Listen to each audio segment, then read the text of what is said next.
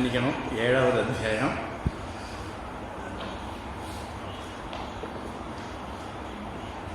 ஏழாவது அத்தியாயம்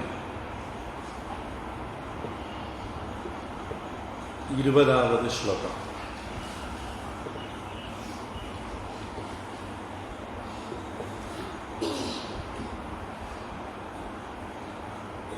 ஓம் ஸ்ரீ கிருஷ்ணாய பரமாத்மனே நமः.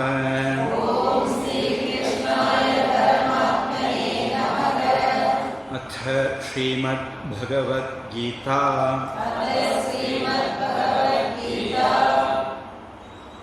அத் சப்தமோऽध्यायः. ஸ்ரீ பகவானுவாச்ச காமைஸ்தைஸ்தைர்ஹிருதஜ்ஞானாः பிரபத்யந்தேன்யதேவதாः தந்தன்நியமமாஸ்தாய பிரக்ருத்யா நியதா ஸ்வயா.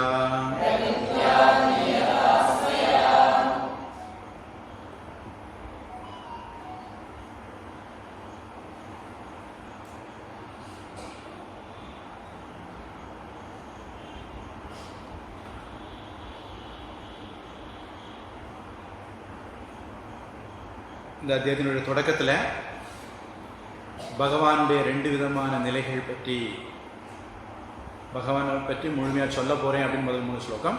அப்புறம் அதில் 2 விதமான நிலைகளை பற்றி அதுக்கு அடுத்த ஸ்லோகங்கள்.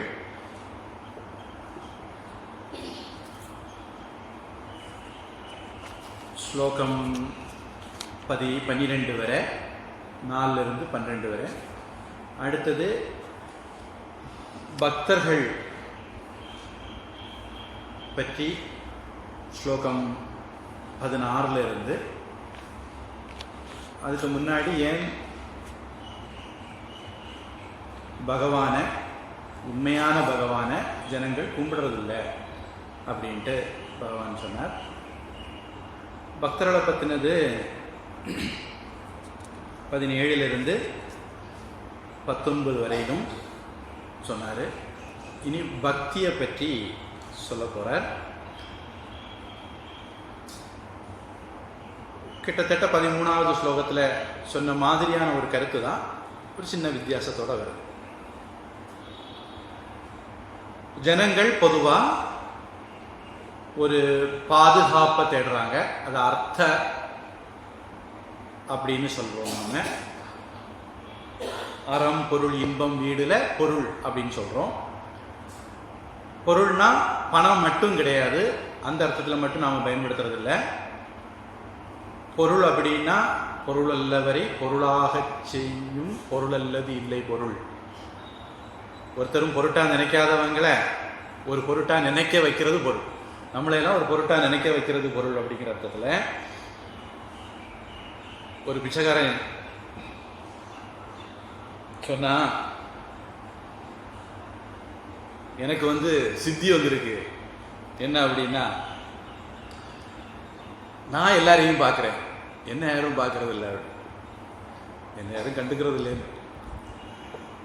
அது மாதிரி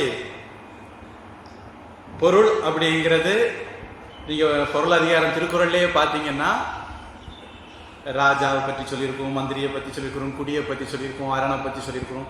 பல விஷயங்கள், ஒரு நாட்டினுடைய பாதுகாப்புக்கு தேவையான எல்லா விஷயங்களையும் சொல்லியிருக்கோம். அதனால் பொருள் அப்படிங்கிறதுக்கு நாம் பாதுகாப்பு நமக்கு தரக்கூடிய எல்லா விஷயங்களும், அது கணவனாக இருக்கலாம், மனைவியாக இருக்கலாம், குழந்தைகளாக இருக்கலாம், பணமாக கூட இருக்கலாம், வீடு, சொத்து, சுகம், எதுவாக வேணாலும் இருக்கலாம். இப்படி பாதுகாப்பு தரக்கூடிய எல்லாமே பொருள் அப்படிங்கிறதுல அடங்கும். அப்போ பொதுவாக ஜனங்கள் ஒரு பாதுகாப்பு வேணும் அப்படின்னு தேடுறாங்க, ஒரு நிறைவு வேணும் அப்படின்னு நினைக்கிறாங்க. அதுக்கப்புறம் ஒரு நிரந்தரம் வேணும் அப்படின்னு நினைக்கிறாங்க. பொதுவாக ஜனங்களுடைய தேடுதல்களை இந்த மாதிரி ஒரு 3 வார்த்தையில் நம்ம அடக்கலாம். ஆனால் துரதிருஷ்டம் என்ன அப்படின்னா, தேடுறது நல்ல விஷயம்தான், அது எங்கே இருந்து கிடைக்கும், எப்படி கிடைக்கும் அப்படிங்கிறது அவங்களுக்கு தெரியறதில்லை. சொல்லப்போனால் தெரிகிறது இல்லைங்கிறது மட்டும் இல்லை, கரெக்டாக எங்கேருந்து கிடைக்காதோ அங்கேருந்து அதை தேட பார்க்குறாங்க. இந்த உலகத்திலிருந்து தேட பார்க்குறாங்க. அழியாத ஒரு விஷயத்த அழியக்கூடிய உலகத்திலிருந்து தேட பார்க்குறாங்க. நிரந்தரம் இல்லாத உலகத்திலிருந்து நிரந்தரமான விஷயத்தை தேட பார்க்குறாங்க. நிறைவில்லாத ஒரு விஷயத்திலிருந்து, அதாவது எல்கைகளுக்கு உட்பட்ட பொருட்களோட கூட்டின இந்த உலகத்திலிருந்து எல்லைக்கு உட்படாத ஒன்று அடையணும்னு பார்க்குறாங்க. அப்புறம் பாதுகாப்பே இல்லாத உலகத்துக்கே பாதுகாப்பு இல்லை. 2000 உலகம் அழிஞ்சிடும் பயமுறுத்துறாங்க பாருங்க. எப்படியானாலும் இன்னைக்கு ஒரு நாளைக்கு அது அழிய போகுது, அது வரைக்கிற. ஆனால் அன்னன்னைக்கு அழிஞ்சிக்கிட்டேவும் இருக்கு, மாறிக்கிட்டேவும் இருக்கு.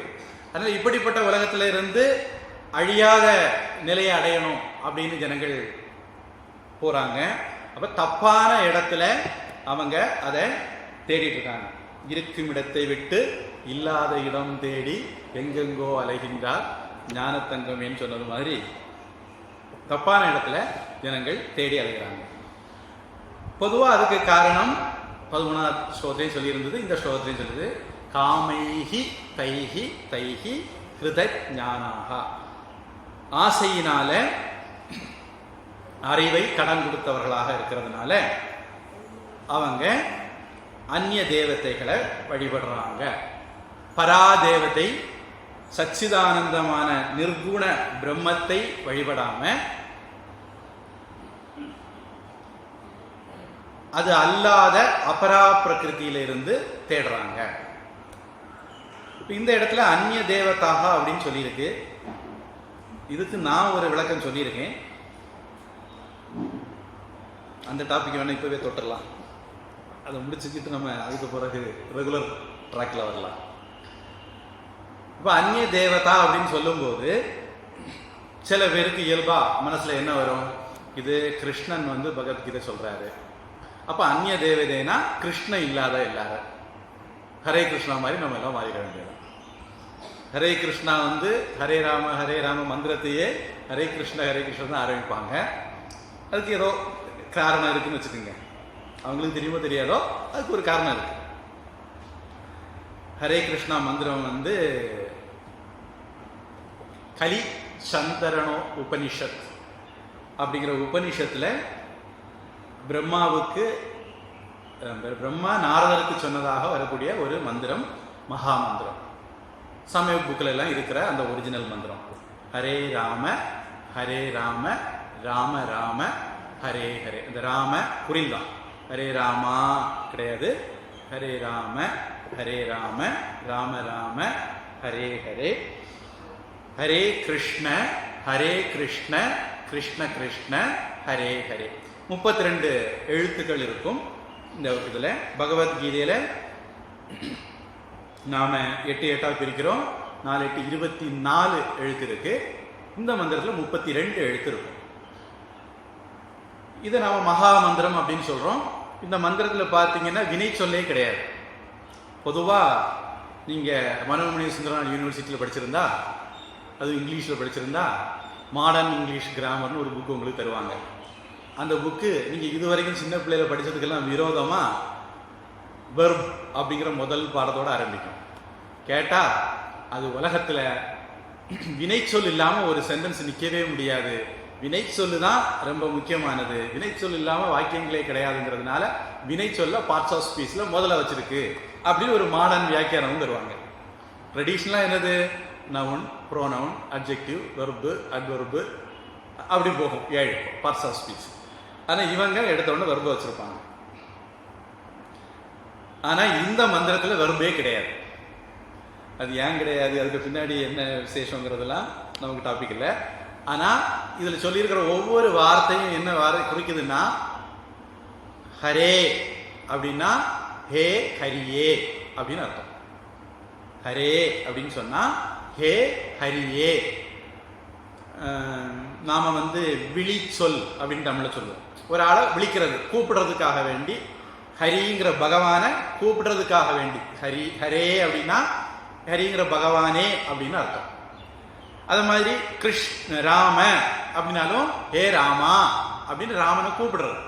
கிருஷ்ண அப்படின்னாலும் ஹே கிருஷ்ணா அப்படின்னு கிருஷ்ணனை கூப்பிடுறது. தமிழில கூட இலக்கியங்கள்ல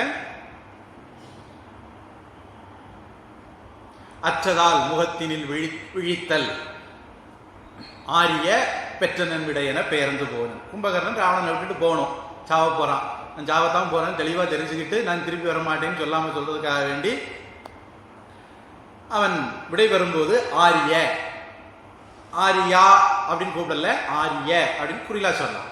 மன்னவ, கொற்றவ, நாட, இந்த மாதிரி நீங்க தமிழ் சங்க இலக்கியங்கள் எல்லாம் பார்க்கலாம். தமிழ் இலக்கியங்கள்லையும் விழிவேற்றுமை வரும்போது குறிலாகத்தான் முடிப்பாங்க. அது ஒரு விதம். சமஸ்கிருதத்தில் பல விதம் இருக்கு.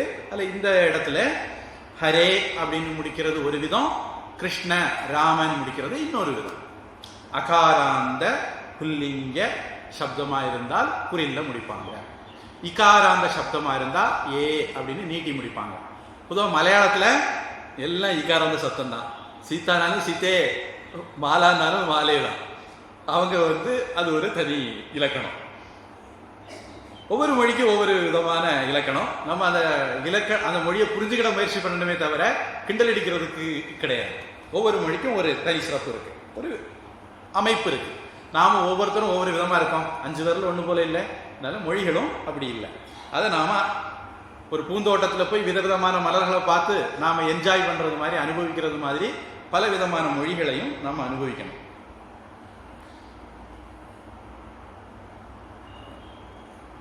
என்ன மத நல்லிணக்கம் பேசுவாங்க, மத சார்பின்மை பேசுவாங்க, எல்லா மதத்தையும் மதிக்கணும், சமமாக நடத்தணும்னு சொல்லுவாங்க. அந்த ஆசாமில் மொழின்னு வந்துட்டு அவங்க புத்தியே கெட்டு போயிடும். பெருந்தன்மைனா மொழியிலையும் பெருந்தன்மை காட்டிவிட வேண்டியது தானே, காட்ட மாட்டாங்க. அதுக்கு அடையாளம் அயோக்கியனுக்கு அதுதான் அடையாளம். ஸ்டாண்டர்டாட்டு ஒரு ஸ்கேல் இருக்காது. அவங்களுக்கு சப்ஜெக்டிவா பிடிச்ச விஷயத்துக்கு ஒரு நியாயம், பிடிக்காத விஷயத்துக்கு ஒரு நியாயம். எனக்கு வந்தா ரத்தம், அடுத்த ஊருக்கு வந்தா தக்காளி சட்னி. இப்போ இந்த ஹரேராம மந்திரம் இப்படி பெயர் சொல்கள் மட்டும், அதுவும் விழிச்சொல்கள் மட்டும்தான் இருக்கே தவிர வினை சொல் இல்லை.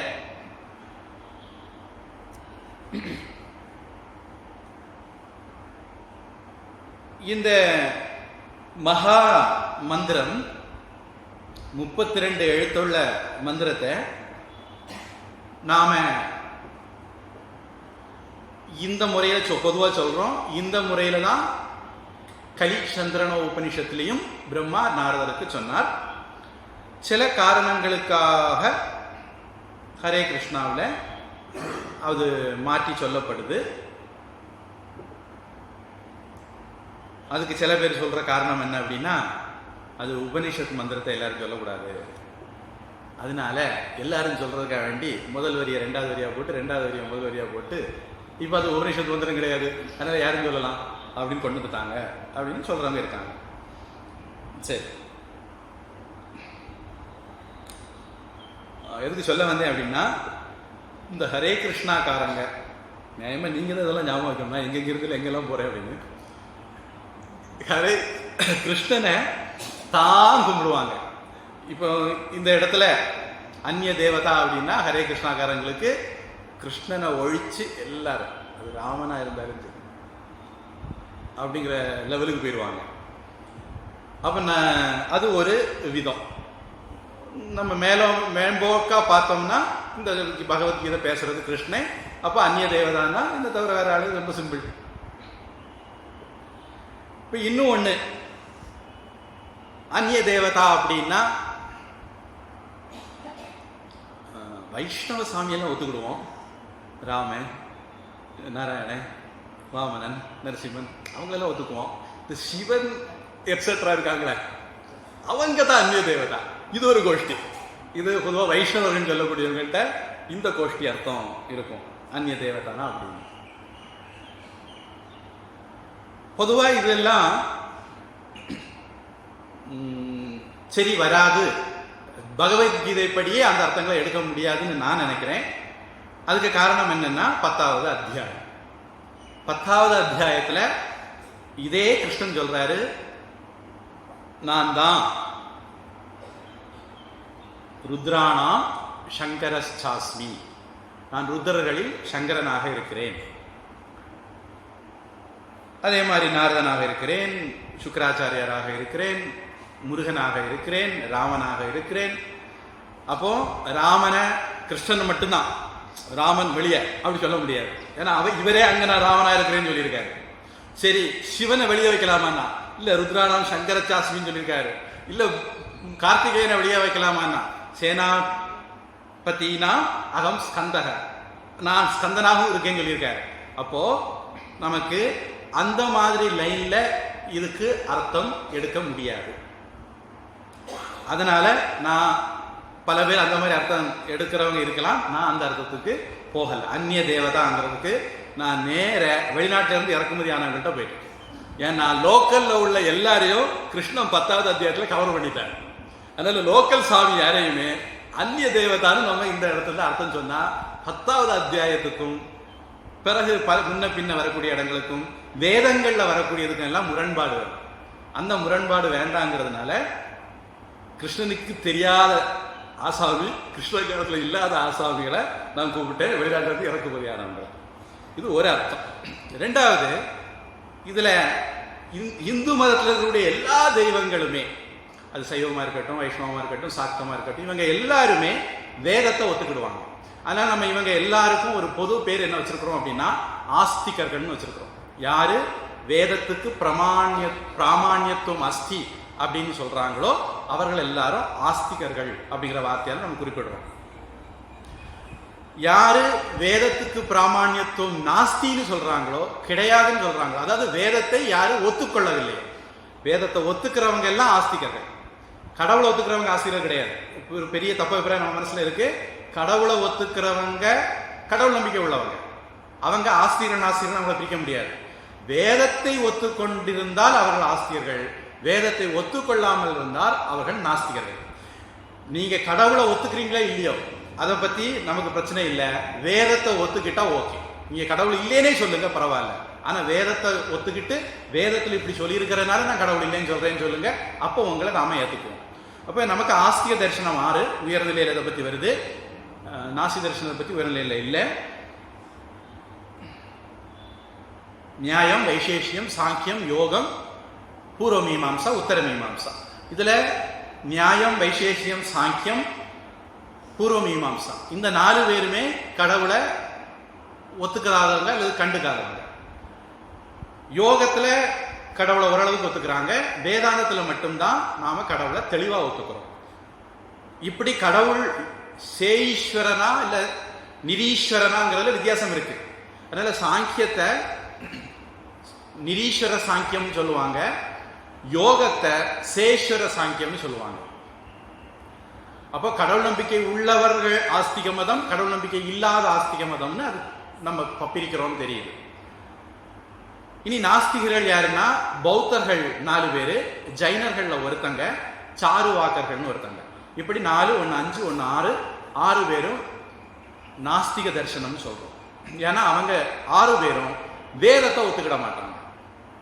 அதனால ஆதிசங்கரர் அவங்களோட வாதம் பண்ணும்போது அவங்க கிட்ட வேதத்துல இப்படி சொல்லி இருக்கு, அப்படி சாஸ்திரத்துல இப்படி சொல்லி இருக்குன்னு ஆதாரம் காட்ட மாட்டார். அவங்க கிட்ட முழுக்க முழுக்க லாஜிக்கலா தான் பேசுவார். நீ சொல்றது லாஜிக்கலா சரியில்லை அப்படின்னு அவங்க லாஜிக்கை தான் உடைப்பார். அப்போ இந்த ஆஸ்திக நாஸ்திகங்கிறதுல இப்படி ஒரு பிரிவு இருக்கிறதுனால, வேதத்தை ஒத்துக்கொள்ளக்கூடியவர்கள் ஆஸ்திகர்கள் அப்படிங்கிறதுனால, வேதத்தை ஒத்துக்கொள்ளாதவர்கள் நாஸ்திகர்கள்ங்கிறதுனால, அந்நிய மதங்கள் வெளிநாட்டில இருந்து இறக்குமதியான மதங்கள் வேதத்தை ஒத்துக்கிறது இல்லை. அதனால நான் அவங்கள நாஸ்திக லிஸ்ட்ல நான் வச்சிருக்கேன். கிறிஸ்தவமோ இஸ்லாமோ அல்லது எந்த மதமா இருந்தாலும், புதுசா புறப்பட்டு வர்ற மதமா இருந்தாலும் சரி, ஏற்கனவே இருக்கிற மதமா இருந்தாலும் சரி, யாரா இருந்தாலும் அவர்கள் வேதத்தை ஒத்துக்கொள்ளாதவர்களாக இருந்தால் அவர்களை நம்ம நாஸ்திகர்கள் அப்படின்னு தான் சொல்லணும். அப்போ அவங்க வேதத்தை ஒத்துக்கிட மாட்டாங்க. சரி, எதுக்காக இந்த பாயிண்ட்டை கொண்டு வந்தேன் அப்படின்னா, நம்ம நாட்டில் உள்ள எல்லாருமே, இந்த ஆஸ்திக தரிசனத்தை சேர்ந்த எல்லாருமே நாம வேதத்தை ஒத்துக்கிடுவோம். அதனால நாம இவங்க கிட்ட சில பொது தன்மைகளை பார்க்க முடியும். என்ன அப்படின்னா, மறுபிறவியை நம்புறது, நம்ம செய்த கர்மம் தான் நமக்கு வருது அப்படின்னு சொல்றது, கடவுள் ஒருத்தர் இருக்காருன்னு நம்புறது, இந்த மாதிரி சில விஷயங்கள் நம்ம எல்லாருக்கிட்டையும் ஒற்றுமை. அதனால நாம கடவுளை வேற வேற பேர்ல வழிபட்டாலும் நமக்கு எல்லாருக்கும் கான்செப்ட் ஒண்ணுதான். இஷ்ட தெய்வம் தான் வித்தியாசமாகுதே தவிர அந்த இஷ்ட தெய்வம் என்ன பண்ணுவாரு அப்படிங்கிறது நமக்கு இடையில வித்தியாசம் கிடையாது. நான் கிருஷ்ணன் எனக்கு நான் கேட்கறதெல்லாம் கேட்டு தருவார்னு சொல்லலாம், நீங்க ராமர்னு சொல்லலாம், ஒருத்தர் முருகன் சொல்லலாம், ஒருத்தர் சிவன் சொல்லலாம். நம்ம எல்லாருமே நம்ம கடவுளுக்கு வச்சிருக்கக்கூடிய விளக்கத்தை பார்த்தா எல்லாம் ஒன்று ஒரே மாதிரி இருக்கும். பேரு மட்டும்தான் வித்தியாசமா இருக்கும். நம்ம கடவுள்கிட்ட இருந்து நாம எதிர்பார்க்கறது ஒன்னா இருக்கும், கடவுள் எப்படி நடப்பாருன்னு நினைக்கிறது ஒன்னா இருக்கும், அங்கெல்லாம் ஒன்னா இருக்கும். இந்த மாதிரி காரணங்களால நான் இங்க அந்நிய தேவதா அப்படிங்கிறதுக்கு வெளிநாட்டுல இருந்து இறக்குமதியானவங்களை குறிக்கிறதாட்டு எடுத்தேன். அப்புறம் அவங்களுக்கு பாத்தீங்கன்னா பொதுவா மோட்சம் அப்படிங்கிற கான்செப்டே கிடையாது. பாரடைஸுக்கு போனோம். பாரடைஸுங்கிறது பரதேசக அப்படிங்கிற சம்ஸ்கிருத வார்த்தை. எப்படி பித்ருங்கிறது ஃபாதர் ஆச்சுதோ, மாத்திருங்கிறது மதர் ஆச்சுதோ, டேட்டுங்கிறது திதிங்கிறது டேட் ஆச்சுதோ, ஹோராங்கிறது ஹவர் ஆச்சுதோ, இதை மாதிரி பரதேசம் அப்படிங்கிற சம்ஸ்கிருத வார்த்தை தான் பாரடைஸ் அப்படின்னு ஆச்சு. பரதேசத்துக்கு போகணும். சொர்க்கம்னு ஒரு இடம் இருக்கு, அங்க போகணும். சில ஆளுக்கு அது 4வது வானத்துல இருக்கு, சில ஆளுக்கு அது 7வது வானத்தில். உங்க சாமி எங்க சாமி பெரிய ஆளு, அவர் 7வது வானத்தில் வச்சிருக்காங்க. அந்த வித்தியாசம் தான் உண்டே தவிர மற்றபடி சொர்க்கம்ங்கிற ஒரு இடத்துக்கு போறது அவங்களுக்கு. ஆனா நமக்கு அப்படின்னா நரகம்னு ஒண்ணு உண்டு, சொர்க்கம்னு ஒண்ணு உண்டு. அடுத்த 8வது அத்தியாயம் இதை பத்தி விரிவா டீல் பண்ண போது அது அல்லாம இன்னொன்னு உண்டு. நரகத்துக்கு போனாலும் சரி, சொர்க்கத்துக்கு போனாலும் சரி, நீங்க திரும்பி வரணும். க்ஷீணே புண்ணியே மர்த்தியலோகம் விஷந்தி அப்படின்னு ஒரு ஸ்லோகம் உண்டு. உங்களுக்கு ஏற்கனவே தான், இனி வரப்போதான் எனக்கு டக்கு ஞாபகம் வரல. புண்ணியம் சொர்க்கத்துக்கு போகிற ஒருவன் புண்ணியம் தீர்ந்தவுடனே மீண்டும் இந்த உலகத்துக்கு வருவான் அப்படின்னு. அதனால தான் நம்ம மனித பிறவியை தலை சிறந்த பிறவின்னு சொல்றோம். ஏன் அப்படின்னா நீங்க தேவங்களா போனா கூட முக்திக்கு போக முடியாது. திருப்பி பூமிக்கு இங்க சாஸ்திரங்கள்ல சொல்லப்பட்டபடி ஒரு வாழ்க்கை நடத்தி குருகிட்ட உபதேசம் கேட்டு ஞானம் பெற்று அதுக்கப்புறம் தான் முக்தி அடைய முடியும். தேவலோகத்திலிருந்து யாருக்கு முக்தின்னு சாஸ்திரத்துல சொல்லல. நரகத்திலிருந்து இருக்கவே இருக்காது, நமக்கே தெரியும். தேவலோகத்தில இருந்து கூட கிடைக்காத முக்தி இந்த மத்திய லோகம் அல்லது பூலோகத்தில் இருந்தால் கிடைக்குங்கிறதுனால மனித பிறவி உயர்ந்தது அப்படின்னு சாஸ்திரங்கள் சொல்லுது. அப்போ நம்முடைய பாவமோ புண்ணியமோ தீர்ந்தா மறுபடி நாம இங்க வரணும். இங்க நாம சம்பாதிக்கிற கர்ம வினைகளுக்கு ஏற்றது மாதிரி, ஒருவேளை மனுஷ பிறவி எடுத்திருந்தால் சம்பாதிக்கிற கர்ம வினைகளுக்கு ஏற்றது மாதிரி மறுபடி நம்முடைய போக்கு அமையும். இப்ப நாம ஒருவேளை சாஸ்திரங்கள் எல்லாம் படிச்சு ஞானம் அடைஞ்சிட்டோம் அப்படின்னா நமக்கு அதோகதியான நரகமும் கிடையாது, ஊர்துவகதியான சொர்க்கமும் கிடையாது, போக்கும் வரவும் இல்லாத, பிறப்பும் இறப்பும் இல்லாத ஒரு கதி கிடைக்கும். அதை நம்ம மோக்ஷம் அப்படின்னு சொல்றோம். இந்த மோக்ஷங்கிற கான்செப்ட் வேற யாருக்கும் கிடையாது, முக்கியமா இறக்குமதியானவங்கள்ட்ட கிடையாது. அந்த மாதிரி பல காரணங்களை மனசுல வச்சுக்கிட்டு நான் இதுல அந்நிய தேவதா அப்படின்னா அது ஜெகோவா அல்லது அல்லா இந்த மாதிரி சொல்லக்கூடிய கடவுள் அப்படின்னு எடுத்திருக்கேன். இப்போ இதுக்கு வேற விதமா அர்த்தம் எடுக்கிறவங்களும் இருக்காங்க. அந்த அர்த்தமும்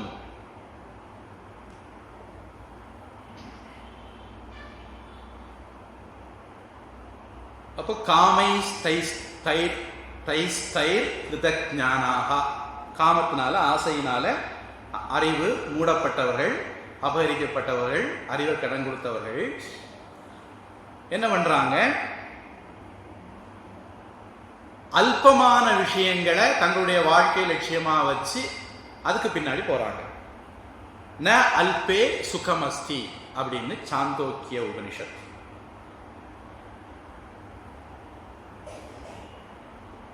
எது சின்னதோ, எது குறிப்பிட்ட காலம் மட்டுமே இருக்கக்கூடியதோ, எது குறிப்பிட்ட இடத்தில் மட்டும் இருக்கக்கூடியதோ, இந்த மாதிரிப்பட்ட பொருட்கள் நமக்கு ஆனந்தத்தை தராது. இன்பத்தை தரலாம், ஆனந்தத்தை தராது. இன்பம் அப்படிங்கிறதுக்கு ஆப்போசிட் உண்டு, அது துன்பம் அப்படிங்கிறது. ஆனந்தம் அப்படிங்கிறதுக்கு ஆப்போசிட் கிடையாது, அது ஒரு நிலை, ஒரு நிறைவினுடைய வெளிப்பாடு ஆனந்தம். அல்பம் அப்படிங்கிறதுல ஒரு நிறைவு இல்லை, பூர்ணத்துவம் இல்லைங்கிறனால அதுல இருந்து நமக்கு ஆனந்தம் கிடைக்காது. உபனிஷத் சொல்லுது யோவை பூமா தத்து அமிர்தம். எது பூமாவோ எது அனந்தமோ, இந்த அனந்தம்ங்கிற வார்த்தைக்கு விளக்கம் சாந்தோக்கிய உபனிஷத்தில் இந்த இடத்துல தான் வருது. எது அனந்தமோ எது எங்கும் நிறைந்ததோ பூமாவோ அதுதான் அமிர்தம், மரணம் இல்லா பெருவாழ்வை அளிக்கும் அப்படின்ட்டு சாந்தோக்கிய உபனிஷத் சொல்லுது. ஆனால் துரஷ்டவசமா மனுஷர்கள் இந்த ஞானம் இல்லாததுனால, இது வரைக்கும் நம்ம ஞானியை பற்றி பார்த்துருக்கோம், ஞாபகம் வச்சுக்கணும். அந்த ஞானிக்கு இதெல்லாம் தெரியும், அதனால அவன் இந்த உலக விஷயங்களை தேடாம நிரந்தரமான விஷயத்தை, கடவுளை தேடுறான். மற்றவர்கள் இந்த நிரந்தரம் இல்லாத உலகத்துல அனித்யம் அசுக்கம் லோகம் அப்படின்னு கிருஷ்ணர் ஒரு இடத்துல சொல்றாரு, துக்காலயம் அசாஸ்வதம் அப்படின்னு இன்னொரு இடத்துல சொல்றாரு. இந்த உலகம் துன்பம் நிறைந்தது, நிரந்தரம் இல்லாதது அப்படின்னு ரெண்டு இடத்துலையுமே ஒரே அர்த்தத்துல சொல்றாரு. இந்த உலகத்திலிருந்து இன்பத்தை தேடக்கூடிய ஜனங்கள் கிருதக் ஞானாக, அறிவிலிகள். இதுவரைக்கும் ஞானியை பத்தி பேசணும், இப்ப ஞானம் இல்லாதவர்களை பத்தி பேசுறோம். அவங்க என்ன பண்றாங்க,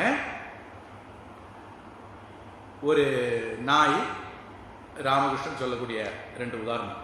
ஒரு நாய் நல்ல உணங்குன எலும்பு துண்டை கடிக்குமா, அந்த எலும்பு துண்டு அதுக்கு ஊனில் குத்தி ரத்தம் வருமா, அது அந்த எலும்புல இருந்து தான் அந்த ருசி வருது அப்படின்னு மேலும் மேலும் கடிக்குமா. இதே மாதிரி ஒட்டகத்துக்கும் சுபாவம் இருக்குன்னு சொல்றாங்க. ஒட்டகம் முள் செடியை கடிக்குமா, அதுக்கு ஊனை குத்தி அதில் அந்த ரத்தம் வரும். அந்த ரத்தத்தை அதை ருசிச்சு, முள்செடியில இருந்து வருது, உணங்குற முள்செடியில இருந்து அந்த டேஸ்ட் வருதுன்னு நினைச்சுக்கிட்டு அது முள்செடியை சாப்பிட்டு இருக்குமா. அந்த மாதிரி நாம இந்த உலகத்துல நமக்கு சில ஆனந்தங்கள் கிடைக்குது, ஆனந்தம் இல்லை, இன்பங்கள் கிடைக்குது. அது ஐஸ்கிரீம்ல இருக்கலாம், மேகியில இருக்கலாம், என்ன குர்குரையில இருக்கலாம், இந்த மாதிரி எத்தனையோ விதங்கள்ல இருக்கலாம். இதுல இருந்தெல்லாம் இன்பம் கிடைக்குது அப்படின்னு நாம தப்பா நினைக்கிறோம். அது உணங்கின எலும்பு துண்டு, உணங்கின முள்ளுன்னு தெரியாம இதுல இருந்தெல்லாம் இன்பம் கிடைக்குது நினைக்கிறோம். உண்மையில அந்த இன்பம் இங்க இருந்தா வருது. உண்மையிலே நாம் அடையக்கூடிய இன்பம் திருடைய சோல்ஸ் யாருன்னா நாம தான். ஆனா நாம அது தெரியாததுனால அதுல இருந்து வருதுன்னு நினைச்சுக்கிட்டு, ஞானம் இல்லாததுனால தப்பு கணக்கு போட்டு துன்பப்படுறோம். அதுதான் சம்சாரம்னு சொல்றோம். அப்போ ஞானிக்கு மட்டும் இந்த பிரச்சனை இல்லை, அவன் தெளிவா இருக்கிறாங்கிறதுனால அவன் அழிவில்லாத நிர்குணமான பரபிரம்மத்தை தேடுறான், அதை அடைகிறான், தான் அந்த ஸ்வரூபம் அப்படின்னு அறிகிறான். அதனால அவனுக்கு மட்டும்தான் இந்த நிம்மதி அப்படிங்கிறது கிடைக்குது. ஏன்னா நிம்மதியுடைய மூலம் அவனுக்கு தெரிஞ்சிருக்கிறதுனால. அப்படி இல்லாத கிருதக் ஞானாக, அறிவிலிகள் மற்ற தேவதைகளை வழிபடுகிறார்கள். இனி அந்தந்த தேவதைக்குன்னு சில நியமங்கள்லாம் உண்டு. ட்ரெயின் ஓடிக்கிட்டே இருக்கும், அந்த ட்ரெயினில் ஒரு துண்டை விரித்து முழங்கால் போட்டு பிரார்த்தனை பண்ணுவாங்க. அவங்க துண்டை விரிக்கும் போது அது மேற்கு திசை, திடீர்னு ட்ரெயின் அப்படி திசை மாறு, அது தெற்காவும் வரலாம், வடக்காவும் வரலாம்.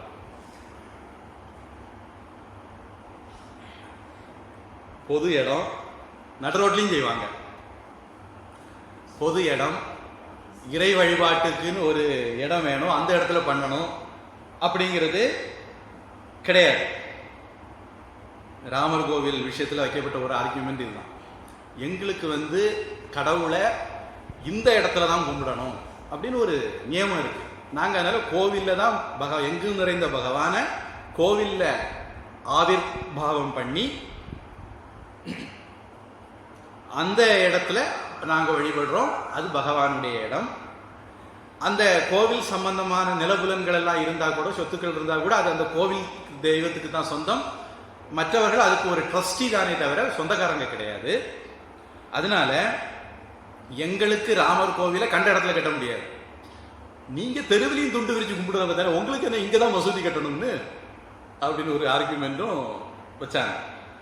அப்போ இப்படி பல விதமான நியமங்களை அனுசரித்து அந்தந்த தெய்வங்களை தம் தம் நியமம் ஆஸ்தாய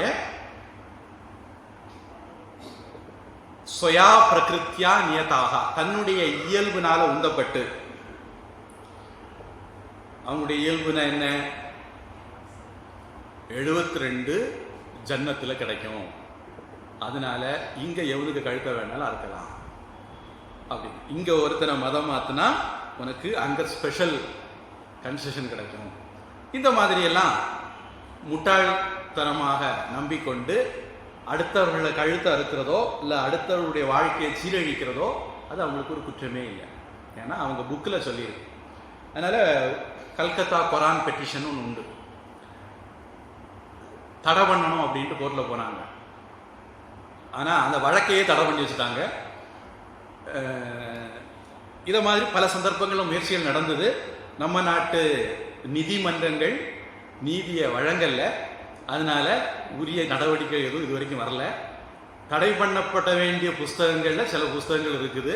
அந்த புஸ்தகங்கள்லேயே நீ இப்படி இப்படி அயோக்கியத்தனம் பண்ணு, அதுதான் உன் தெய்வத்துக்கு உகந்தது அப்படிங்கிற மாதிரி எழுதி வச்சிருக்கு. அப்படிப்பட்ட புஸ்தகங்களை படிக்கிறவங்க அயோக்கியராக இருக்காங்க, நாம் அவங்கள குற்றம் சொல்ல முடியாது. அது கருவின் குற்றம்.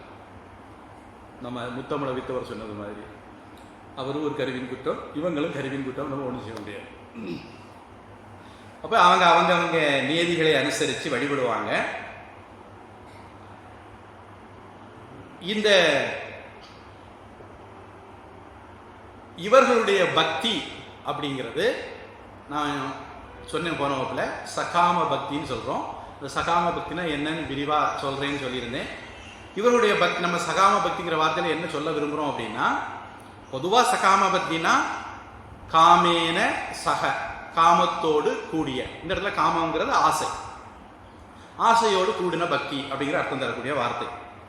ஆனால் இங்கே அந்த அளவில் மட்டும் அர்த்தம் இல்லை. இவர்கள் தங்களுடைய பக்தி மூலமாக சின்ன சின்ன விஷயங்களை நிலையில்லாத, இவங்களுக்கு அது தெரியாது சின்ன விஷயம் நிலையில்லாத விஷயம், ஆனால் இவங்க வாழ்க்கையில் அதுதான் அவங்க அடைய வேண்டிய பெரிய விஷயம் நினச்சிக்கிட்டு சின்ன விஷயங்களை, நிலையில்லாத விஷயங்களை, தற்காலிகமான விஷயங்களை, அதாவது தர்ம அர்த்த காமம், இந்த மூணையும் தேடுவாங்க. இப்போ சின்ன விஷயம் நிலையில்லாத விஷயம் அப்படின்னா என்ன அப்படின்னா, சில பேர் எனக்கு கல்யாணம் ஆகணும்னு நினைக்கலாம். கல்யாணம் ஆகி எத்தனை பேர் என்ன பாடுபடுவாங்க அப்படிங்கிறது தெரிஞ்சு, அதாவது தர்மபுத்திரர்கிட்ட ஒரு கேள்வி கேட்டாங்க. நான் நினைக்கிறேன் தாகம் எடுத்து தண்ணி குடிக்க போன இடத்துல மற்றவங்க எல்லாம் இறந்து கிடந்தாங்க, எக்ஷ பிரஷ்னத்துலன்னு நினைக்கிறேன். இது வருது.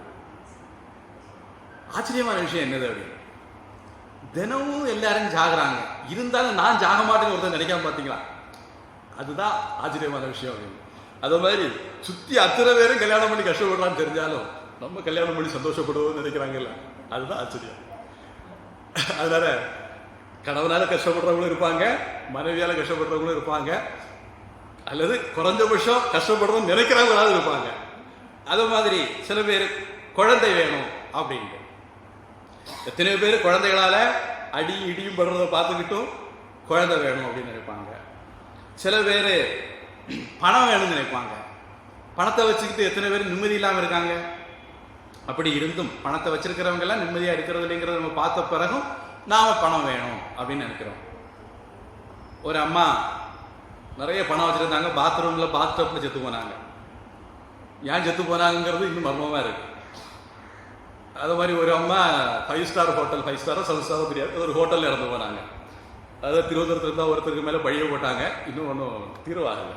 எதுக்கு சொல்ல வரேன், நிறைய பணம் எல்லாம் இருக்கு. சில பேர் தற்கொலை பண்ணாங்கன்னு கூட கேள்விப்படுறோம், சில பேரை தற்கொலைன்னு வெளியே சொல்றாங்க, கொலை பண்ணிக்கிட்டு அப்படின்னு கேள்விப்படுறோம். அப்போ பணம் அப்படிங்கிறது நமக்கு நிம்மதியை தருகிறது இல்லை அப்படிங்கிறது நம்ம சுற்றி இப்படி ஒவ்வொன்றையும் நம்ம பார்க்கிறோம்.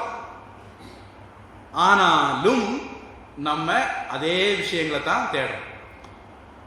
இப்போ கணவன் இருக்கிறது தப்பு அப்படின்னு நான் சொல்ல வரல, குழந்தை இருக்கிறது தப்பு அப்படின்னு நான் சொல்ல வரல, பணம் இருக்கிறது தப்பு அப்படின்னு சொல்ல வரல, சொத்து சுகங்கள் இருக்கிறது தப்பு நான் சொல்ல வரல, பதவி இருக்கிறது தப்பு நான் சொல்ல வரல.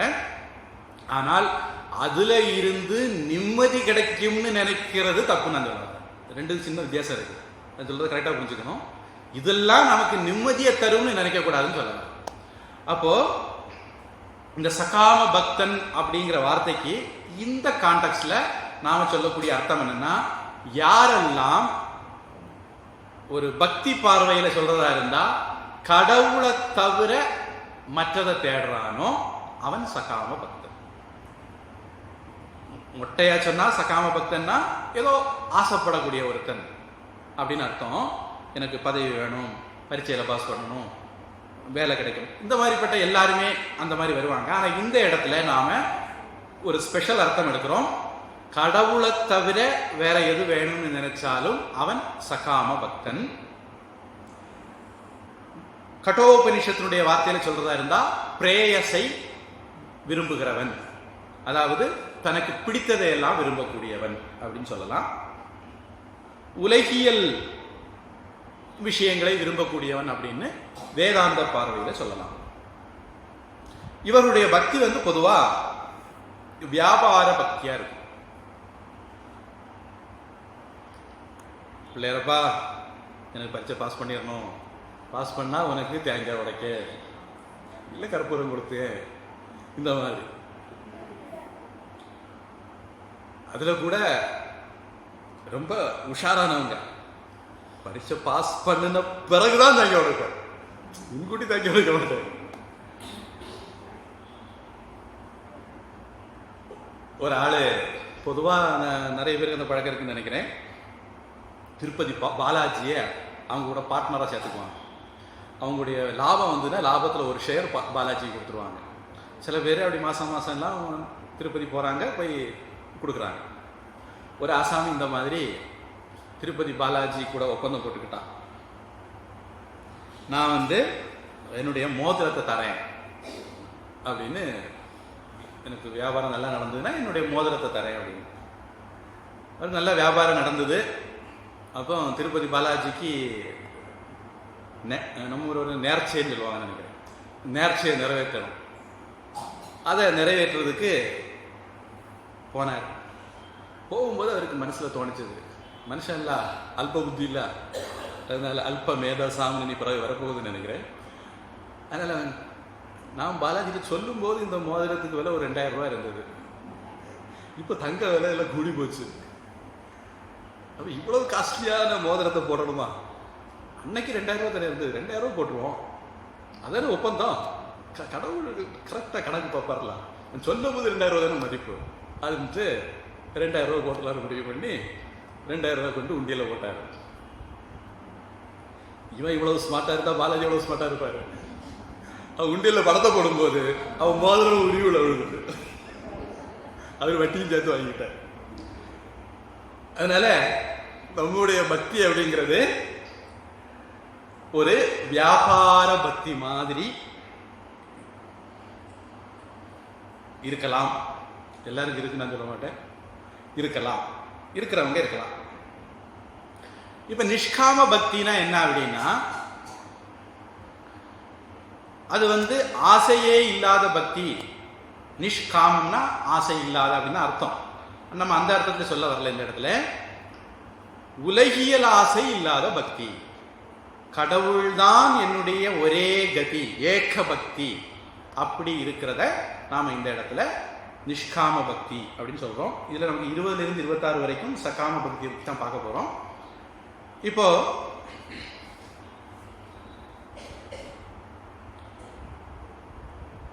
இந்த இடத்துல இந்த கண்ணோட்டத்துல நாம அணுகும் போது அந்நிய தேவதா அப்படின்னா அதுக்கு இன்னொரு விளக்கம் சொல்லலாம். எப்படின்னா, யாரு உலகியல் ரீதியான விஷயங்களை தேடுறாங்களோ அவர்களும் சகாம பக்தர்கள்.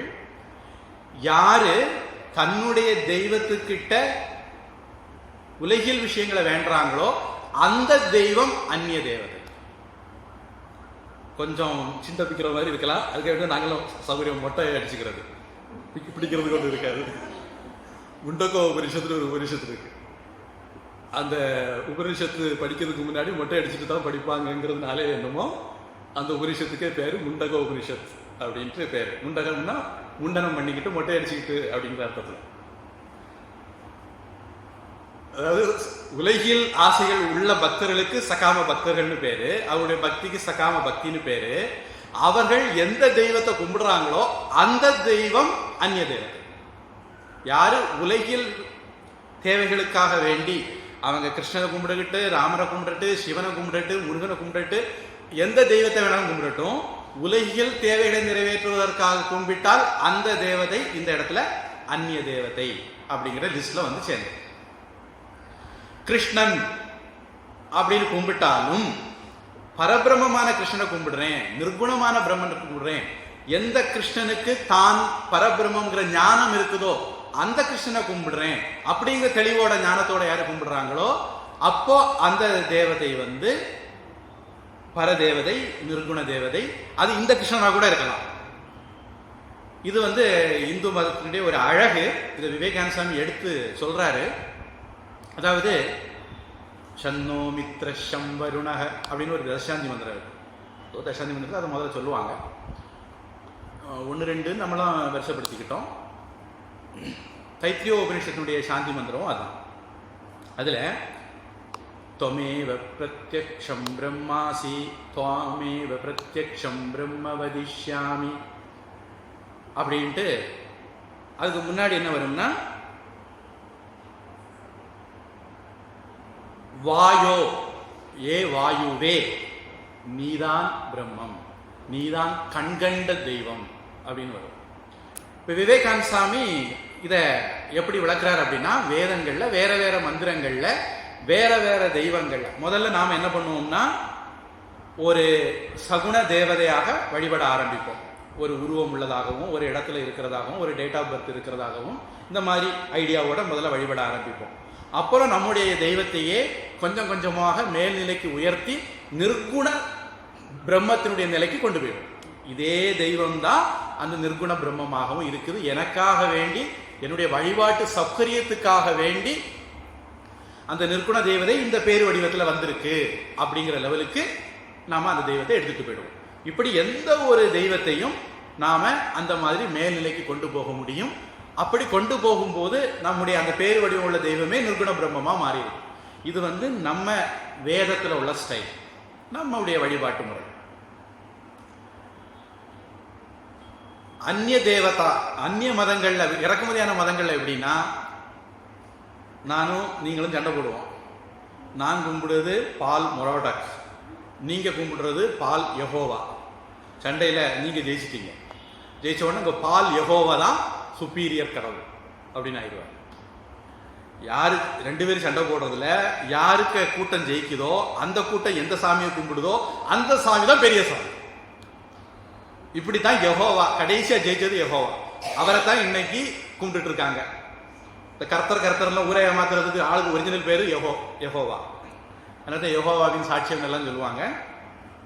ஒரிஜினல் அவருக்கு பேரு அதான். நம்ம காது குத்துறதுக்காக வேண்டி மிளகா நம்ம கொட்டத்தில மிளகா அரைக்கிறதுக்காக வேண்டி கர்த்தர்லாம் சொல்லுவாங்க. அந்த யெகோவாவை தான் எப்படி ஆபிரகாம இப்ராஹிம் மாறுறாரோ, சாலமன் சுலைமான் மாறுறாரோ, அதே மாதிரி யெகோவா தான் அல்லான்னு மாறிட்டார்.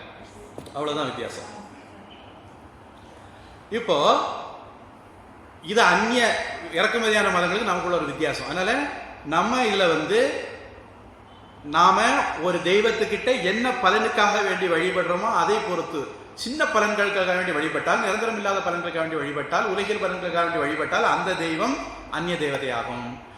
உயர்ந்த மோட்சங்கிறத தேடி நாம் ஒரு தெய்வத்தை வழிபட்டால் அந்த தெய்வமே நிர்குண தெய்வமாக கருதப்படும்.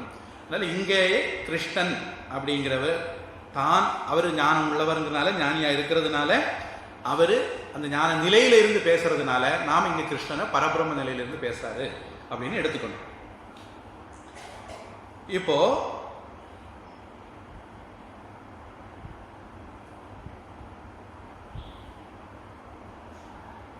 நாம வந்து தேசிய கொடி ஏற்றுவோம்.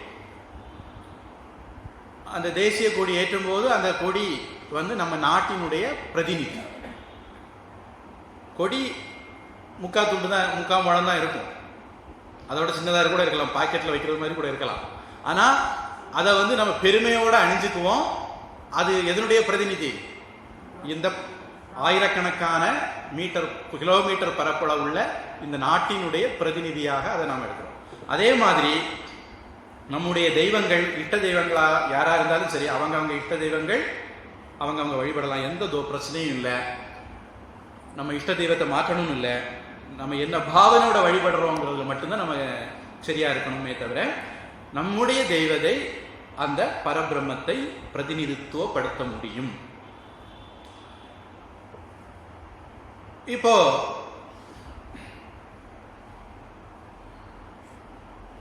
அதுக்கு இன்னொரு உதாரணம் சொல்றதா இருந்தால், ஒரு செக் புக் இருக்கு, எல்லாம் காலியா தான் இருக்கு. இது தசரதன் கையைக்கு கொடுத்த செக் புக் கிடையாது. உனக்கு என்ன வேணுமோ நீ கேட்டுக்கோ, நான் தாரேன்னு ஒரு பிளாங்க் செக்கை கொடுத்தாரு. அந்த அம்மா நேரம் வந்தபோது மந்தரையினுடைய சொல்ல கேட்டு 14 வருஷம் ராமர் காட்டுக்கு போகணும், பரதன் ஆட்சிக்கு வரணும்ட்டு அது செக் புக்கை ஃபில் பண்ணிட்டான். இது அப்படி அது மாதிரி ஒரு காலியான செக் புக்கு. இந்த செக் புக்கில் இருக்கக்கூடிய அந்த காசோலை தாள்கள், பல தாள் இருக்கும் இல்லையா, சுமார் 10 தாளாவது இருக்கும். இந்த 10 தாளில் எந்த தாள் உயர்ந்தது?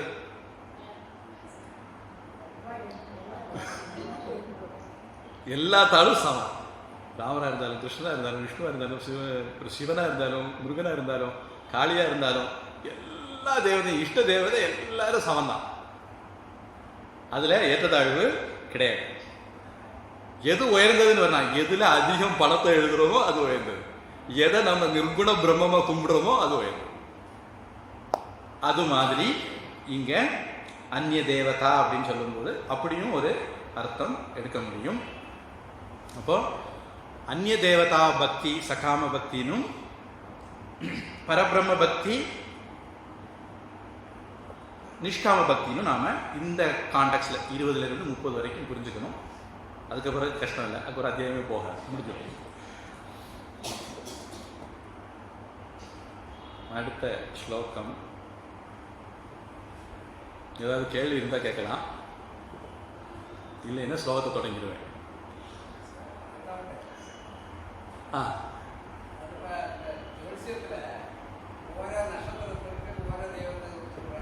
ஆமாம்,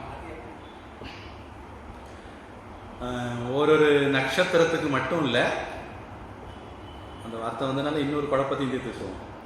ஒவ்வொரு நட்சத்திரத்துக்கும் ஒரு தேவதை உண்டு, ஒரு மிருகம் உண்டு, ஒரு பட்சி உண்டு, ஒரு மரம் உண்டு, ஒரு எழுத்து உண்டு.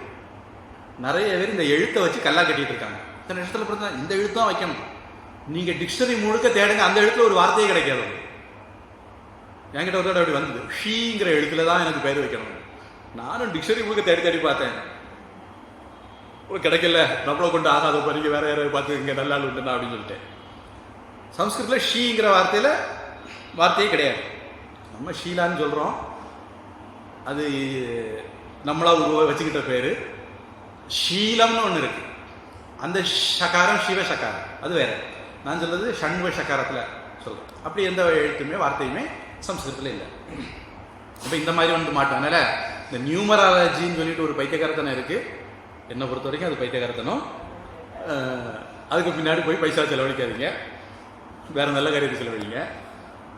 அப்புறம் நியூமராலஜியில் வந்து நம்பர் எல்லாம் கொடுப்பாங்க, அதெல்லாம் வந்து வெஸ்டர்ன் இங்கிலீஷ் பாஷையை ஒட்டி தான் அந்த நம்பர் கொடுக்குற காரியங்கள்லாம் பண்ணுவாங்க. இந்த மாதிரி நிறைய குளறுபடிகள் இருக்கு. நமக்கு இதுக்கு முன்னாடி அந்த மாதிரி சாஸ்திரங்கள் இருந்த மாதிரி எனக்கு தெரியல. ஆனால் நமக்கு ஒவ்வொரு எழுத்துக்கு ஒவ்வொரு தேவதைகள் இருக்கு. ஆவுக்கு விஷ்ணு, இப்படி ஒவ்வொரு சம்ஸ்கிருத எழுத்துக்கும் ஒவ்வொரு தேவதைகள் இருக்கு. அது வேற கிடையாது. இப்போ நட்சத்திரங்களுக்கு தேவதை இருக்கா அப்படின்னா இருக்கு. நட்சத்திரங்களுக்கு தேவதை இருக்கு, உச்சி முதல் உள்ளங்கால் வரைக்கும் தேவதை இருக்கு. கண்ணுக்கு ஆதித்ய தேவதை. அதனால யாருக்கா கண்ணில் பிரச்சனை இருந்ததுன்னா ஆதித்ய கிருதிய ஸ்தோத்திரம் சொன்னா போதும், கண் பார்வை சரியாகும் அப்படின்னு பரம்பரை இது இருக்கு, பரிகாரம் இருக்கு. அதனால இந்த தேவதை அப்படிங்கிறத கான்செப்ட் நம்ம எப்படி புரிச்சுக்கணும் அப்படின்னா, ஒவ்வொரு விஷயத்திலையும் ஒரு 3 நிலை இருக்கு. ஒரு உதாரணத்துக்கு சூரியன், கண்ணுக்கு தெரிகிற சூரியன் இருக்கு, ஸ்தூலமானது, அது சூரியன்.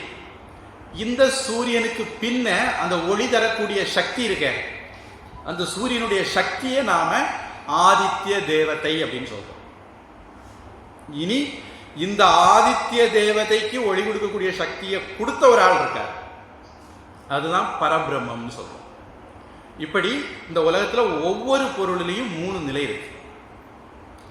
அந்த பொருள் சூரியன், அந்த பொருளுக்கு பின்னாடி இருக்கிற சக்தி தேவதை, ஆதித்ய தேவதை.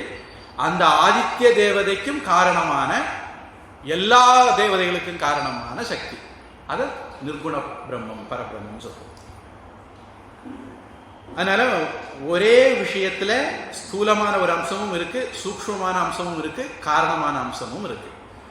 பொதுவா நாம ஸ்தூலமான அம்சத்தை மட்டும் கவனிக்கிறோம், அதுக்கு பின்னாடி இருக்கிறத கவனிக்கிறது இல்லை. இப்ப காதுக்கு கேட்கிற சக்தி இருக்குது, அது ஒரு தேவதை. நீருக்கு ஒரு தேவதை இருக்கு, பஞ்சபூதங்களுக்கும் இந்த மாதிரி தேவதை இருக்கு. அதனால இப்படி நாம சாஸ்திரங்கள்லயே இந்தந்த விஷயங்களுக்கு இன்னென்ன தேவதைன்னு ஒரு கணக்கு வச்சிருக்காங்க. பஞ்ச ஞானேந்திரியங்களுக்கு தேவதை இருக்கு, தத்துவபோதம்னு ஒரு புத்தகம் உண்டு, அது படிச்சவங்களுக்கு தெரியும். பஞ்ச ஞானேந்திரியங்களுக்கு தேவதை இருக்கு, பஞ்ச கர்மேந்திரியங்களுக்கு தேவதை இருக்கு, பஞ்ச பூதங்களுக்கு தேவதை இருக்கு. இப்படி எல்லாவற்றிலும் அதுக்கு பின்னாடி ஒரு சக்தி இருக்குது. அந்த சக்தியை நாம தேவதைன்னு கூப்பிடுறோம். இனி அதை இதுக்கு பின்னாடி எந்த தேவதை இருக்குன்னு பெரியவங்க ரிஷிகள் சொல்லி வச்சிருக்காங்க, அதை ஒட்டி நாம அதை இது பண்ணிக்கிறோம். அடுத்து நீருக்கு வருண தேவதை, கடலுக்கு வருண தேவதை, அந்த மாதிரி வச்சிருக்கிறோம்.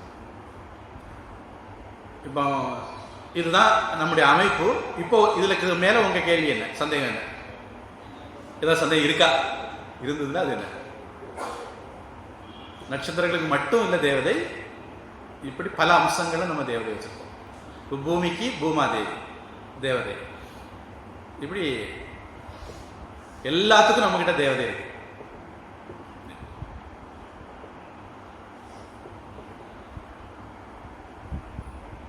வேற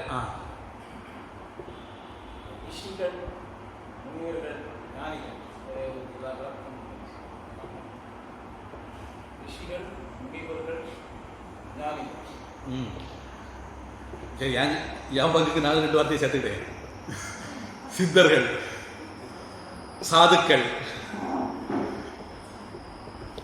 இது ஒவ்வொன்றுக்கும் லிட்டரரியா பார்த்தா, அதாவது மொழி அடிப்படையில் பார்த்தா வித்தியாசங்கள், சின்ன சின்ன வித்தியாசங்கள் உண்டு.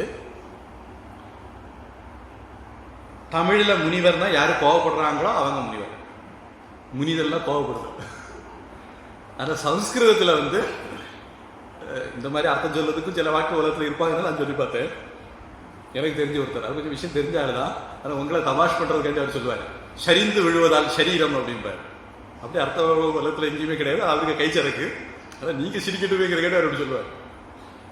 வாரியார் சாமி தரசமிகள் இந்த மாதிரி சொல்லுவாரு. எப்படியானாலும் மௌனம், மனநம் அப்படின்னு ஒரு வார்த்தை இருக்கு, அதுல இருந்து மௌனம்ங்கிற வார்த்தை வருது. அந்த மௌன குணம் யாருக்கு இருக்குதோ அவர் முனிவருடைய தன்மைக்கு மௌனம் அப்படின்ட்டு கொண்டு வருவாங்க. இப்ப மனநம் யாரு பண்றாங்களோ அவர்கள் முனிவர்கள், அந்த முனிவருடைய தன்மைக்கு மௌனம்னு பேர். நம்மளை பொறுத்த வரைக்கும் நாம என்ன நினைக்கிறோம், பேசாம இருந்தா மௌனம் அப்படின்னு நினைக்கிறோம். அதுக்கு உள் அர்த்தம் அப்படி கிடையாது, அதுவும் ஒரு மௌனம், அதை வாக்கு மௌனம்னு வேணா சொல்லிக்கலாம். ஆனா யாரு எப்பவுமே பகவானை சிந்திச்சுக்கிட்டே இருக்காங்களோ அவர்கள் முனிவர்கள். அவர்களுடைய தன்மைக்கு, அந்த சிந்திக்கிற தன்மைக்கு மௌனம்னு பேர். சித்பவானந்த சாமிகிட்ட ஒரு பழக்கம் உண்டு. அவர் அந்தரகம் நடத்திக்கிட்டு ஒரு மணி நேரம் சொற்பொழிவு பண்ணுவார். அது முடிச்சு ஒரு அரை மணி நேரம் எல்லாரும் கண்ணை மூடி இப்படி உட்கார்ந்துருக்கேன் அப்படின்னு கேள்விப்பட்டேன்.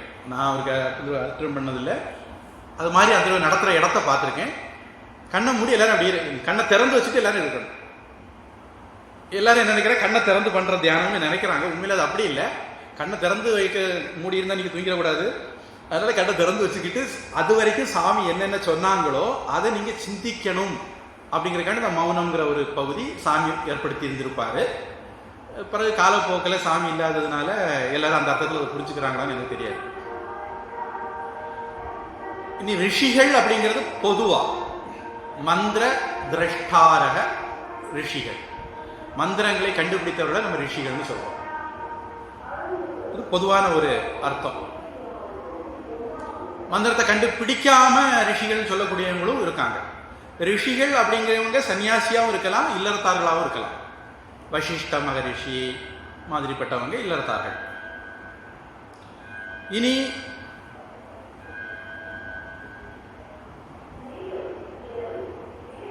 துறவி சன்னியாசி அப்படிங்கிறது அது இன்னொரு இது. அந்த வார்த்தை நீங்க சொல்லல, அது இன்னொரு கட்டம்.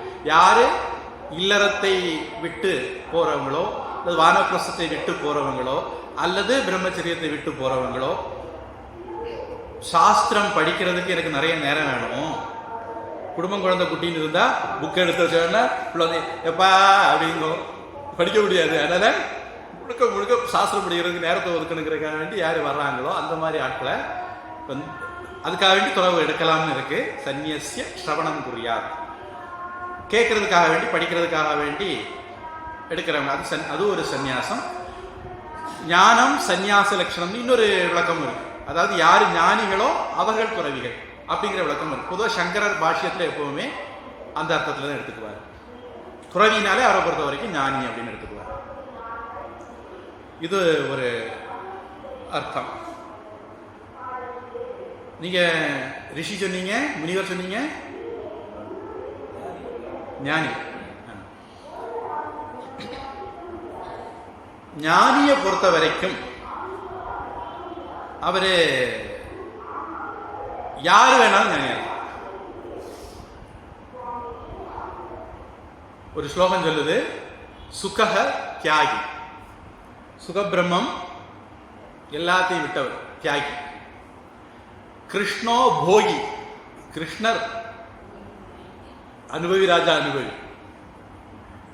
நிருப்பவ் ஜனக ராகவம், ஜனகரும் ராகவன் ராமரும் ராஜாக்களா இருந்தாங்க. வசிஷ்ட கர்மச்சாரீச்ச, வசிஷ்ட கர்மகாண்டம் தினமும் காலில் எழும்புறோம், அக்னிஹோத்திரம் உண்டா அல்லது சந்தியாவந்தனம் உண்டா, சாதுர்மாசியம் உண்டா அப்படின்னு என்னென்ன ஒரு கிரகஸ்தன் பண்ணணுமோ எல்லாம் கரெக்டா பண்ணுவார். இப்படி இவங்க எல்லாம் வேற வேற விதத்துல இருந்தாலும், ஒருத்தர் துறவியா இருக்கலாம், ஒரு துறவி இல்லாம இருக்கலாம், ஒருத்தர் ரொம்ப உயர்ந்த பொறுப்பான ராஜா பொறுப்பிலே இருக்கலாம், ஒருத்தர் பிச்சைக்காரன் மாதிரியும் தெரியலாம். இப்படி வித்தியாசங்கள் இருந்தாலும் ஞானே ஏதே சமானினக, ஞானத்துல இவங்க எல்லாரும் ஒண்ணுதான் அப்படின்னு ஒரு ஸ்லோகம் இருக்கு. அத கைவல்ய நவநீதம்ங்கிற தமிழ் வேதாந்த நூல் என்ன சொல்லும்னா, பேயனை போல் பித்தனை போல் அப்படிங்கிறது மாதிரி சொல்லுது. வாணிபம் செய்யினும் செய்வர், பூதலம் புறப்பினும் புறப்பர் அப்படின்னு சொல்லுது. அப்போ ஒரு ஞானி அப்படிங்கிறவங்களை நாம இல்லறத்தானா, கிரகஸ்தனா, பிரம்மச்சாரியா இப்படியெல்லாம் ஒரு இதுக்குள்ள போட முடியாது. அதனால தான் 2வது அத்தியாயத்தில் பார்த்தீங்கன்னா அர்ஜுனன் கேட்டான், ஸ்தித பிரஜ்ஞஸ்ய கா பாஷா சமாதிஸ்தஸ்ய கேசவ ஸ்திததி கிம் பிரபாஷேத கிமாசீத விரஜேத கிம். அவன் எப்படி உட்காருவான், சமணங்குட்டி உட்காருவானோ, பத்மாசனத்தில் உட்காருவானோ, வீராசனத்தில் உட்காருவானோ, அவன் எப்படி பேசுவான், என்ன பாஷையில் பேசுவான், அந்த சர்ச்சில் பிரசங்கத்தில் பாதிரியா பேசுகிற மாதிரி அப்படியே காற்று அடைச்சி பூவா பேசுவாரா, இல்லை அடிடா குடிடான்னு தீக்கா மேடை பேசுறவர் பேசுறது மாதிரி வாயில் வரக்கூடாதெல்லாம் பேசுவாரா, இப்படி எல்லாம் நினைச்சுக்கிட்டு அர்ஜுனன் கேட்குறான். அவருக்கு பின்னாடி ஒளிவட்டம் இருக்குமா, அவர் சம்ஸ்கிருதத்தில் பேசுவாரா, தமிழில் பேசுவாரா, இல்லை இத்தாலியில் லத்தீன் அந்த மாதிரி ஏதாவது பேசுவாரா, இப்படியெல்லாம் அர்ஜுனனுடைய கேள்விக்கு அர்த்தம் எடுக்க முடியும். வேற ஏதாவது அர்த்தம் எடுக்கலாம். ஏன்னா நாம சாதாரணமாக அவருக்கு நடத்தையே சரியில்லையே அப்படின்னு நம்ம நடக்கிறது சரியில்லைன்னு அர்த்தம், நொண்டிக்கல்னு அர்த்தம் அப்படி இல்லை. அது மாதிரி நம்ம அதுக்கெல்லாம் வேற அர்த்தமும் வச்சிருக்கோம். அவன் பேச்சு சரியில்லை, அவனுடைய நடத்தை சரியில்லை அப்படிங்கிறது வேற அர்த்தமும் நம்ம வச்சிருக்கிறோம். அந்த அர்த்தத்தில் அர்ஜுனன் கேட்டான்னு வச்சுக்கலாம். எப்படி அர்ஜுனன் கேட்டிருந்தாலும் பகவான் பதில் சொல்லும் போது அதை பத்தி எதுவும் சொல்லு, சமணம் குட்டி உட்கார, யோகாசனத்தில் உட்காரவரெல்லாம் சொல்லலை. அவர் அவனுடைய குணாதிசயங்களை சொன்னார். அந்த குணாதிசயங்கள் வெளியே இருந்து பார்த்து புரிஞ்சுக்க முடியாது. நம்மளோட நம்மளா அவர் இருக்கக்கூடும், ஆனா நமக்கு அவர் அடையாளம் தெரியாம இருக்கலாம். மதுரானந்த சாமி வாழ்க்கையில் நடந்தா சொல்லுவாங்க, தக்கலை பஸ் ஸ்டாண்டில் இருந்தாருன்னு கேள்விப்பட்டேன், இல்லை குமார கோவில்கிட்ட இருந்தாருன்னு கேள்விப்பட்டேன். ஒரு அவதூதர் மாதிரி ஒருத்தர் இருந்திருக்கிறார். உங்களுக்கு அடையாளம் சொல்லணுமா இருந்தால் ஒருவேளை இந்த வயசுக்காரங்களுக்கு லட்சுமிபுர மௌனசாமியை பற்றி தெரிஞ்சுக்கலாம். கோட்டியோடு மௌனசாமி இந்த மாதிரிப்பட்டவங்க, இல்லை பூந்துரை சாமி இந்த மாதிரிப்பட்ட, அல்லது மாயம்மா கன்னியாகுமரி மாயம்மா இந்த மாதிரி இந்த ஒருத்தர். இப்போ மதுரானந்த சாமி அவர்கிட்ட போய், மதுரானந்த சாமிக்கு என்னவோ இவர் பிச்சைக்காரன் இல்லை, பைத்தியம் இல்லை, கோம்பை இல்லை அப்படிங்கிற மாதிரி தோணிருக்கு. கோம்பைன்னு ஒரு சாமி இருக்கார் ஈத்தாமொழி பக்கத்தில். அதில் கோம்பை காட்டான்னா ஞானின்னு கூட அர்த்தம் எடுத்துக்கலாம். அப்போ அதனால ஆளூர் இல்லை, அது வேற. சரி, இப்போ இந்த சாமி அந்த அவர்கிட்ட போய் கேட்டிருக்காரு, சிவோகம்னா என்ன அர்த்தம் அப்படின்னு. அதனால அவர் சொன்னாரா, நானே சிவன் சொல்லலாமோ அப்படின்னாராம். சம்ஸ்கிருதத்தில் அதுக்கு அதான் அர்த்தம். சிவக அகம், நான் சிவன் அப்படிங்கிறது அர்த்தம். அதை அந்த சாமி பதிலுக்கு இப்படி சொல்லியிருக்காரு. மதுரான் சாமி வாழ்க்கையில் நடந்தாட்டு இதுன்னு சொல்லுவாங்க. இது எனக்கு பூஜ்ய சுவாமிஜி சொல்லி தெரிய வந்த கதை. ரிஷிகேஷுக்கு மேலே பிரம்மபுரின்னு ஒரு இடம் இருக்கு. இப்போ மதுரான் சாமி வட இந்தியாவுக்கு தபஸ் பண்ண போனவங்க கொஞ்ச நாள் ரிஷிகேஷில் இருந்தாங்க. அப்புறம் இன்னும் கொஞ்சம் அமைதியான இடம் வேணும் அப்படின்னு நினச்சிக்கிட்டு பிரம்மபுரிக்கு போயிருக்காங்க. அப்போ பிரம்மபுரியில் சாமியை மாதிரி ஒரு சிலர் இருந்திருக்காங்க. பிரம்மபுரிங்கிறது ரிஷிகேஷ்லேருந்து மேலே போகும்போது வசிஷ்ட குகைன்னு ஒரு இடம் வரும். கிட்டத்தட்ட அதுக்கு பக்கத்தில் உள்ள இன்னொரு ஊர், அதாவது அது போகிற வழியில் இருக்கிற ஒரு இடம். நம்ம ஊரில் கரியப்பில் நிற்கிறது மாதிரி அங்கே வந்து மகாவில்வ மரங்கள் நிற்கும். அது அந்த இடத்துக்கு ஒரு அடையாளம், விசேஷம். அப்போ அங்கே இதை மாதிரி சில சாதுக்கள் தபஸ் பண்ணும்போது அவங்களுக்குள்ள ஒரு பேச்சுவார்த்தை வந்துருக்கு. பேச்சுவார்த்தையில் ஒரு சாது சொல்லியிருக்காரு, அது அந்த ஆள் பெரிய ஞானி ஆக்கும் அப்படின்னு. அதில் இன்னொரு ஆள், உனக்கு எப்படி தெரியும் அப்படின்னு. ஒரு பாம்பின் கால் பாம்பறையும் அப்படின்னு. நீ என்ன பெரிய ஜாதியோ அப்படின்னு அவங்களுக்குள்ள தர்க்கம் வந்ததுன்னு ஒரு கதை நடந்தாட்டு பூஜ்ய சாமி சொல்லுவாங்க. பொதுவாக ஒரு ஞானிக்கோ அல்லது ஞானம்னா என்னன்னு தெரிஞ்சவங்களுக்கோ தான் இன்னொரு ஞானியை கண்டுபிடிக்க முடியும். அதனால் ஞானி எப்படி வேணாலும் இருக்கலாம். அவர் துணி உடுத்து இருக்கலாம், துணி உடுக்காமல் இருக்கலாம், ராஜாவாக இருக்கலாம், இல்லறத்தானா இருக்கலாம், துறவரத்தானா இருக்கலாம், எப்படி வேணாலும் இருக்கலாம். ஞானம் இருக்கிறவர் ஞானி. அவ்வளோதான் அந்த ஞானிக்கு நம்ம விளக்கம் சொல்ல முடியும். தான் எடுத்துக்கொண்ட லட்சியத்தில் வெற்றி அடைஞ்சவங்க, இந்த இடத்துல கடவுளை அடையணுங்கிற லட்சியம், அந்த லட்சியத்தில் வெற்றி அடைஞ்சவங்களை சித்தர்கள்னு சொல்றோம். இலங்கையில் வந்து அம்மா நான் பரீட்சை பாஸ் பண்ணிட்டேன்னு தமிழில் சொல்ல மாட்டாங்களாம். அம்மா நான் சித்தி ஆயிட்டேன் அப்படின்னு தான் சொல்லுவாங்களாம். தமிழ்நாட்டு நான் சொன்னேன். இலங்கையில் சித்தி ஆயிட்டேன் அப்படின்னா ஜெயிச்சிட்டேன் அப்படிங்கிற மாதிரி அர்த்தம். யார் இறைநிலையை அடைந்தவர்களோ அவர்களை நாம் சித்தர்கள் அப்படிங்கிற வார்த்தையிலையும் சொல்லலாம். சாது சுபாவம் உள்ளவங்க, ஞான சுபாவம் உள்ளவங்க, பக்குவம் உள்ளவங்களை நம்ம சாதுக்கள் அப்படின்னு சொல்கிறோம். இந்த மாதிரி நிறைய வார்த்தைகள் சின்ன சின்ன வித்தியாசங்களும் இருக்குது. அதனால அந்த ஆட்கள் வித்தியாசமாக இருக்கணும்னு கிடையாது. ஒருவேளை ஒரே ஆளே சாதுவாகவும் இருக்கலாம், முனிவராகவும் இருக்கலாம், ரிஷியாகவும் இருக்கலாம், ஞானியாகவும் இருக்கலாம். அப்படியும் வாய்ப்பு உண்டு. பிரார்த்தனை 1866 ஸ்லோகம்.